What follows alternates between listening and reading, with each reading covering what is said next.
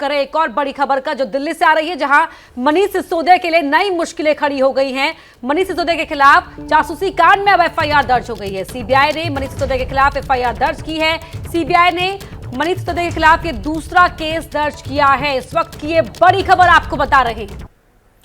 तो देखिए, बड़ी जानकारी इस वक्त हम आपको दे रहे हैं। मनीष सिसोदिया के खिलाफ एक और एफआईआर हो गई है। सीबीआई ने अब जासूसी कांड में ये मामला दर्ज किया है और इस मामले को लेकर लगातार आम आदमी पार्टी विरोधियों के निशाने पर थी, क्योंकि 2015 में जब कैबिनेट ने दिल्ली सरकार की कैबिनेट ने एक एफओबी, एक यूनिट बनाने के लिए जब फैसला किया था, उसके बाद से ही लगातार यह फैसला सवालों के घेरे में था और अब देखिए इस पर एफआईआर दर्ज कर ली गई है। मनोज वर्मा हमारे साथ, हमारे सहयोगी जुड़ गए, सीधा उनका रुख करते हैं। मनोज, मनीष सिसोदिया पहले से ही जेल में हैं, रिमांड में हैं, ऐसे में अब उनकी मुश्किलें जो हैं वो कम होती नहीं दिख रही, क्योंकि अब एक और मामला, और बहुत अहम मामला, क्योंकि लगातार ये मामला भी सवालों के घेरे में रहा।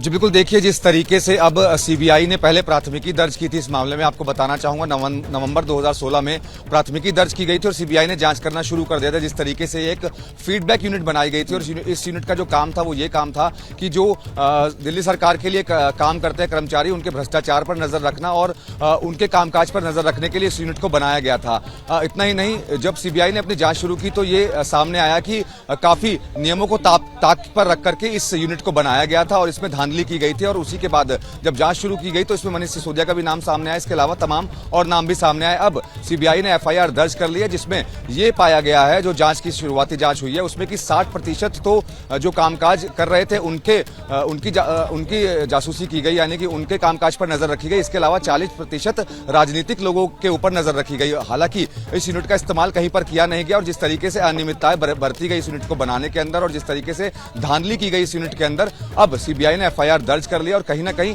आने वाले समय में मनीष सिसोदिया की मुश्किलें इस पूरे मामले के अंदर बढ़ सकती है। फिलहाल जो मनीष सिसोदिया है अभी ईडी की रिमांड पर है, लेकिन कहीं ना कहीं अब जब सीबीआई इस मामले में चौतरफा यहाँ पर मुश्किलों में घिरे दिखाई दे रहे हैं मनीष सिसोदिया। लेकिन इस बीच जब अरविंद केजरीवाल मनोज सामने आते हैं, मीडिया वालों से सवाल पूछते हैं, तब उनका रिएक्शन क्या होता है, जरा ये दर्शकों को सुनवा देते हैं। लेट्स टॉक अबाउट द कूड़ा यार। ये तो रोज ही तुमसे बात होती है, वो भी कूड़ा ही है।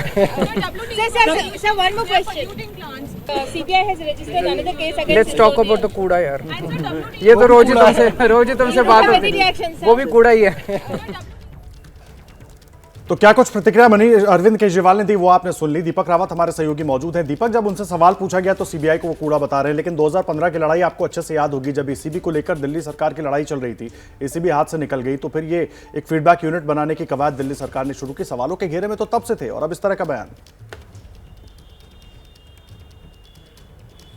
जी बिल्कुल, इस बयान के बाद अरविंद केजरीवाल ने ट्वीट भी किया है आदर्श, और उस ट्वीट में साफ तौर पर उन्होंने प्रधानमंत्री नरेंद्र मोदी को कटघरे पर लिया है और उन्होंने लिखा है कि प्रधानमंत्री नरेंद्र मोदी लगातार ये कोशिश कर रहे हैं कि मनीष सिसोदिया के खिलाफ एक से बढ़कर एक केस थोपे जा सके ताकि उन्हें लंबे समय तक जेल में रखा जा सके। तो कहीं ना कहीं उन्होंने फिर से इस बात को आगे रखा है कि मनीष सिसोदिया जो है उन पर कोई भी आरोप अब तक साबित नहीं हो पाए हैं। कितनी भी उनके खिलाफ रेड की गई, उन्हें जेल में भी बंद करके रखा हुआ है, लेकिन अभी तक कोई आरोप सिद्ध नहीं हो पाया है। ऐसे में नए नए मामले जोड़कर उन्हें लंबे समय तक जेल में रखने की तैयारी की जा रही है। ये सीधे तौर पर अरविंद केजरीवाल ने अपने ट्वीट में कहा है। तो अरविंद केजरीवाल और आम आदमी पार्टी लगातार ये मान के चल रही है कि मनीष सिसोदिया को जल्द राहत तो नहीं मिलने वाली है, ये सब लोग जानते हैं, क्योंकि लंबे समय तक वो जेल में उन्हें रखना पड़ सकता है। सत्येंद्र जैन के मामले को इसमें जोड़कर देखा जा रहा है कि सत्येंद्र जैन को 9 महीने से ज्यादा का वक्त हो चुका है, अभी तक वो जेल में बंद है और कब बाहर आएंगे ये कहा नहीं जा सकता। तो ऐसे में अगर मनीष सिसोदिया भी अंदर रहते हैं तो पार्टी की मुश्किलें बढ़ ही रही हैं, साथ ही साथ सरकार में मुश्किलें बढ़ रही हैं, क्योंकि सरकार का जो कामकाज पहले चलता था उसमें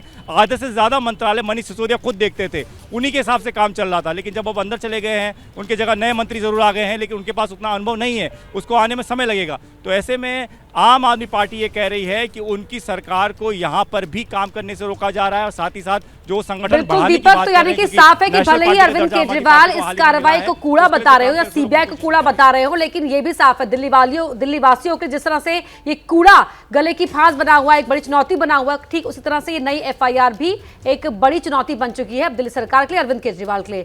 जैसे ही घड़ी का काटा दोपहर 2:30 पे आए, बबीता जी का दिल सास बहू साजिश के लिए मचल जाए। और ये है इनकी बहू, पूरे दिन ऑफिस की टेंशन हो जाए गॉन जब ये करें अपना फेवरेट शो फ्री टाइम पे ऑन। इनकी तरह आप भी देखिए अपना फेवरेट शो अपने टाइम पर और डाउनलोड कीजिए एबीपी लाइव ऐप अपने स्मार्ट टीवी पर।